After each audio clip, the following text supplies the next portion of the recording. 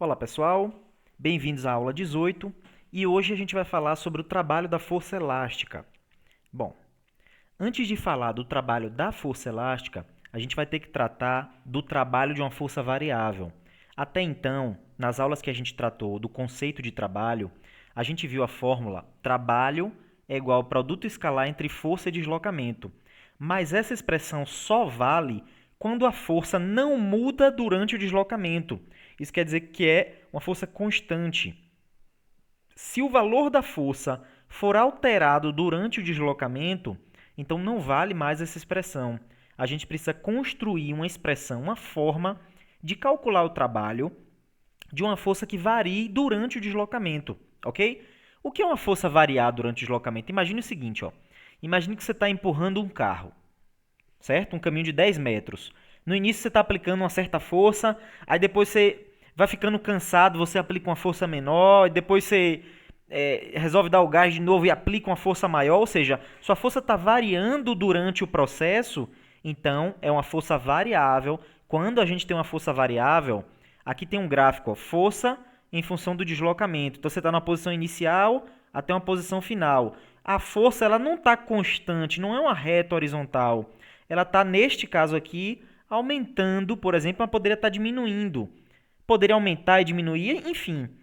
Quando a força varia com o deslocamento em função da posição, então a gente tem uma força variável e a gente precisa calcular o trabalho dela e o trabalho vai ser calculado de uma forma diferente. Nesse caso, o trabalho vai ser a área abaixo dessa curva. O que essa curva representa? Cada ponto dessa curva tem um par ordenado aqui de força numa certa posição, ok?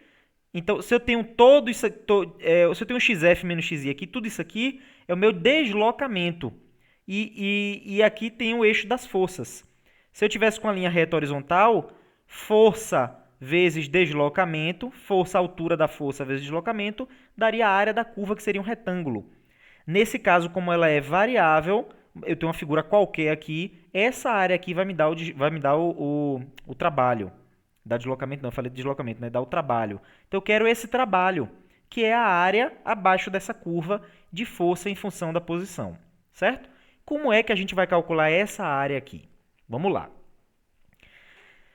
A primeira coisa que a gente vai fazer é dividir esse intervalo de xi a xf em vários ΔX. É como se a gente estivesse construindo aqui vários retângulos e a base do retângulo, as bases são sempre as mesmas, com a distância ΔX aqui, ok? Então são vários retângulos que eu estou construindo com uma certa altura. O retângulo tem aqui uma distância, uma largura ΔX, todos eles. Ele tem uma certa altura, certo? O que eu quero é o seguinte, ó. Eu quero a área abaixo da curva. Aí eu estou aproximando aqui por vários retângulos, certinho? Dentro de cada... Como é que eu vou calcular a área desse retângulo aqui? A área do retângulo é base vezes altura. Então eu tenho que tomar uma altura. Então eu vou considerar uma altura média, que é um valor de f aqui. Eu vou considerar um f médio.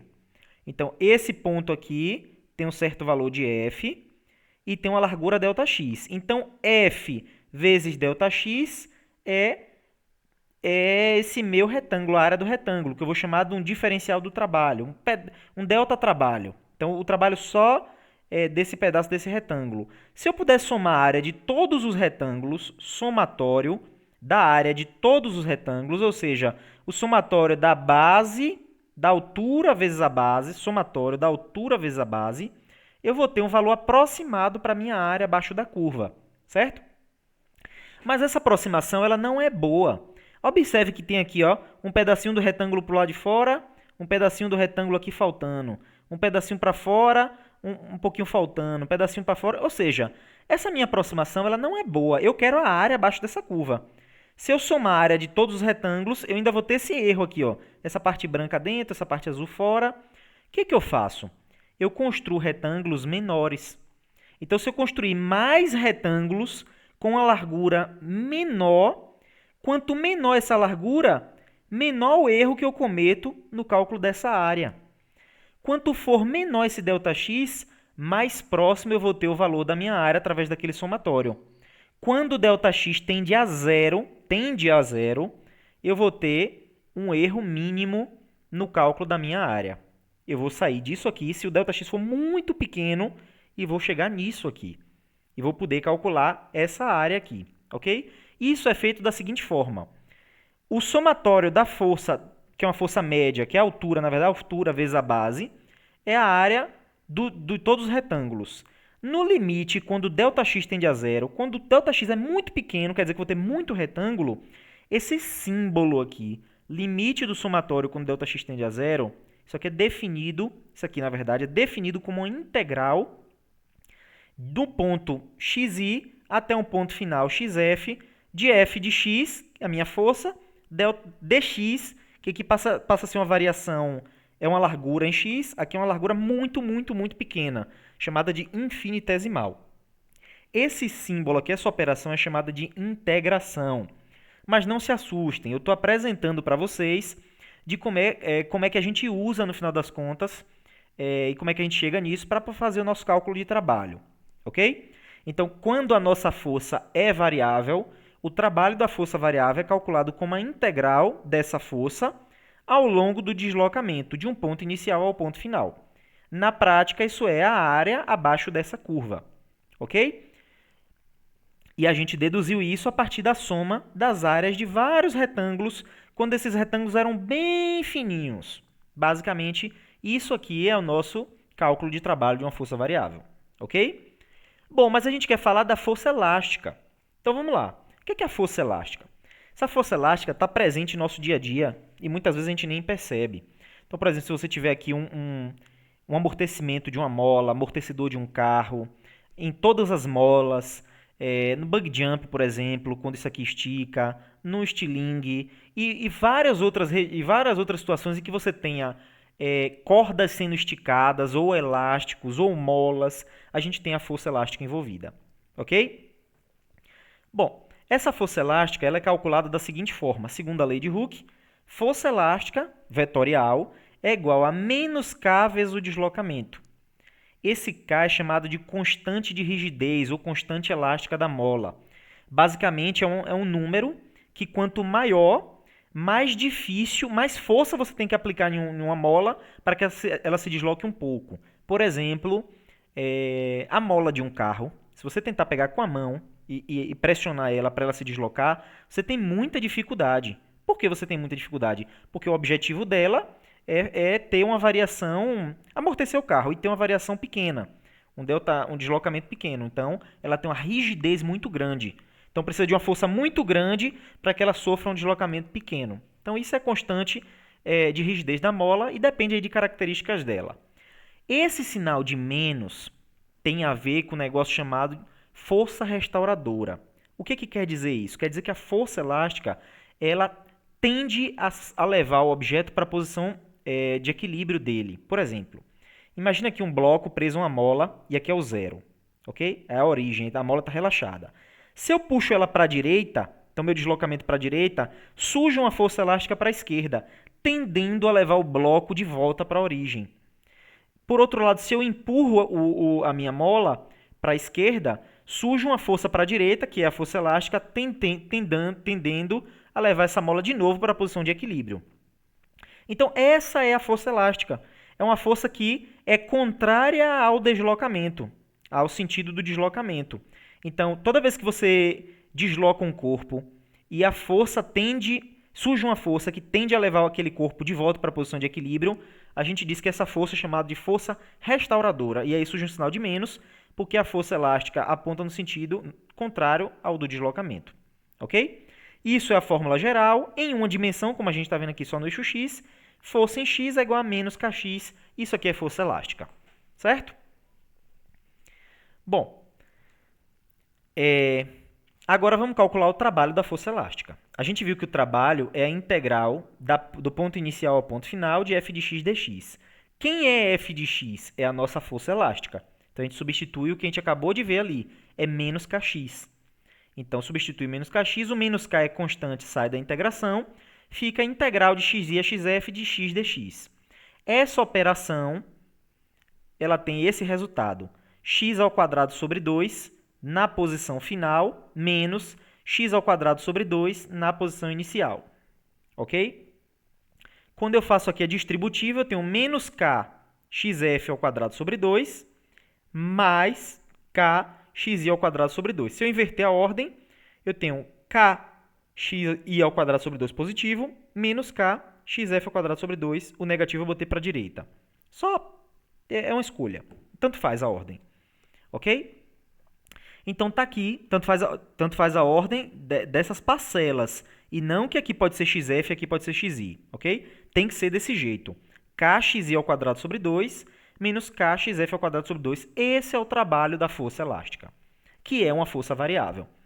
Certo? Então, se vocês não viram integração ainda, não se preocupem tanto. A gente vai trabalhar mais com essa expressão, que é o trabalho da força elástica.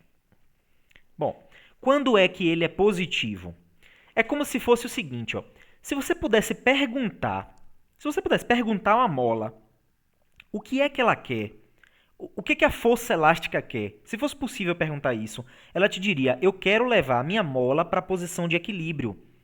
Isso, para mim, é realizar um trabalho positivo. Então, o trabalho vai ser positivo quando a posição final da minha mola for mais próxima da posição de equilíbrio, certo? Do que a posição inicial. Então, quando a posição final for mais próxima da posição de equilíbrio, quer dizer que esse trabalho é positivo, porque xf é menor do que xi. Por outro lado, quando a minha posição final for maior do que a posição inicial, eu vou ter um trabalho negativo, quer dizer que a mola está se afastando da minha posição de equilíbrio, certo? Do mesmo modo, se você perguntasse a força gravitacional, o que é que você quer? Ela vai dizer, eu quero pegar o objeto e levar para mais próximo do centro da Terra. O que eu quero é fazer isso. Quando você estiver fazendo isso, o trabalho da força gravitacional é positivo. Quando você estiver afastando o objeto do centro da Terra, o trabalho da força gravitacional é negativo. Ok? Aqui a mesma coisa. Está aproximando, o trabalho está aproximando da origem, trabalho positivo. Está afastando, trabalho negativo. Vamos ver então se vocês entenderam. Então eu tenho aqui um bloco preso a uma mola na origem. Se a minha posição inicial for menos 3 e a minha posição final for 2, esse trabalho é positivo, negativo ou nulo? Pausa o vídeo e pensa um pouquinho sobre essa questão. Olha a outra. Se a minha posição inicial for 2 centímetros, então está aqui à direita do zero, e a minha final for 3 centímetros, está mais à direita do zero, esse trabalho é positivo ou negativo, o trabalho da força elástica? E se eu sair do menos 2 para o 2, esse trabalho é positivo, negativo ou nulo? Bom, agora eu vou dar as respostas. No caso da letra A, você está na posição menos 3. Não importa que é negativo, porque a nossa força ela depende do quadrado da posição. Então, não importa que isso aqui vai dar negativo, esse quadrado sempre é um número positivo. Então, se eu estou na posição menos 3, eu estou 3 unidades distante da origem. Minha posição final é 2, eu estou 2 unidades distante da origem. Eu estou mais próximo da origem. Trabalho positivo. Se você substituir o menos 3 aqui e o 2 aqui, qualquer que seja o valor de k, pode usar k igual a 1, por exemplo, você vai achar um valor que vai dar positivo. Certo? Por outro lado, se a minha posição inicial é 2, está aqui, e a minha posição final é 3, eu estou mais longe da minha posição de origem. Então, o trabalho da força elástica é negativo. Certo? Por fim, se eu saio da posição menos 2 para a posição 2, o trabalho é nulo. Certo? Se eu substituir aqui 2 e 2, menos 2 e 2, vai dar 0. Vai dar 0, quer dizer que o trabalho da força elástica é nulo, porque eu saí de uma posição e fui para a mesma posição com relação à origem. Certo? Vamos ver mais esse exercício aqui. Na figura abaixo, depois de deslizar sobre uma superfície horizontal sem atrito, com velocidade de meio metro por segundo, um bloco de massa 0,4 kg ou 400 gramas colide com a mola de constante elástica 750 newtons por metro. Isso aqui é a unidade da constante elástica. Isso vem do seguinte, ó, se força é igual a menos kx, se você passar o x dividindo, a unidade de cima vai ser newton, que é força, a unidade de baixo vai ser metro, que é distância. Então, a unidade de k é newton por metro. Ok? E começa a comprimi-la. Então, vem um bloco aqui com a velocidade, ele não vai alterar a velocidade porque está sem atrito. Atinge a mola. Então, quando ele atinge, ele está exatamente com essa velocidade. Aí, ele começa a comprimir a mola até o momento que ele vai parar. Então, a mola foi comprimida por uma distância d. Então, olha, no instante que um bloco para momentaneamente, porque em algum momento ele vai parar. Depois ele pode até voltar. mas em algum momento ele vai parar. Então, nesse instante em que ele para momentaneamente por causa da força elástica, que vai surgir aqui para levar a mola para o equilíbrio, então, no final dos contos, você começou a comprimir a mola, vai surgir uma força elástica para o sentido contrário, freando o meu bloco até que ele pare momentaneamente. Pergunta-se quem é essa distância d. Então, veja, qual é a interpretação desse problema? Observe que a força elástica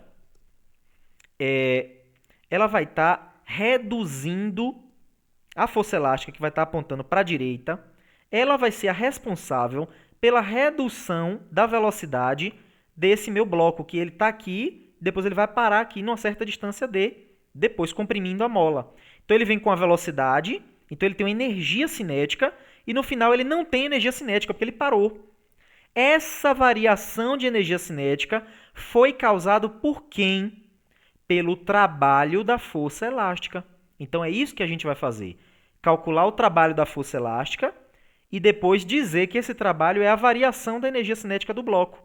Aí a gente consegue descobrir qual é essa distância d. Vamos lá? Então, o trabalho da força elástica a gente calculou como kxi² sobre 2 menos kxf² sobre 2. Quem é a posição inicial da mola? 0. No início é 0. Está relaxada, xi é 0. Quem é a posição final da mola? É d. Então, vai ficar menos kd² sobre 2. Esse é o trabalho da força elástica. Certo? Bom, mas o trabalho da força elástica é o que faz variar a energia cinética do bloco. Então, o trabalho é mv² sobre 2 menos mv0² sobre 2. Certo? Quem é o trabalho? Menos kd² sobre 2. Quem é a velocidade final do bloco? 0. Então, esse termo todo é 0, eu nem coloquei. Menos massa, velocidade inicial ao quadrado sobre 2. Está vendo aqui que é menos e menos? Multiplicando por menos 1, some o menos. Está vendo dividido por 2, dividido por 2?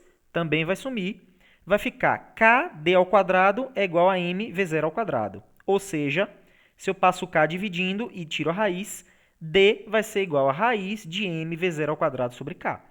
Substituindo os valores que eu tenho no enunciado, velocidade meio metro por segundo é a inicial, massa 0,4 kg, e K, que é a constante elástica da mola, 750 N por metro. Está tudo no SI aqui, tudo no sistema internacional. Substituindo, eu vou encontrar aqui 0,0115 metros. Aí eu corro a vírgula duas vezes, coloco em centímetro, 1,15 centímetros. Ok? É isso, pessoal. Espero que vocês tenham aproveitado a aula. Tentem refazer esses exercícios, acompanhar eles, ver se vocês estão entendendo. Ok? Até a próxima videoaula.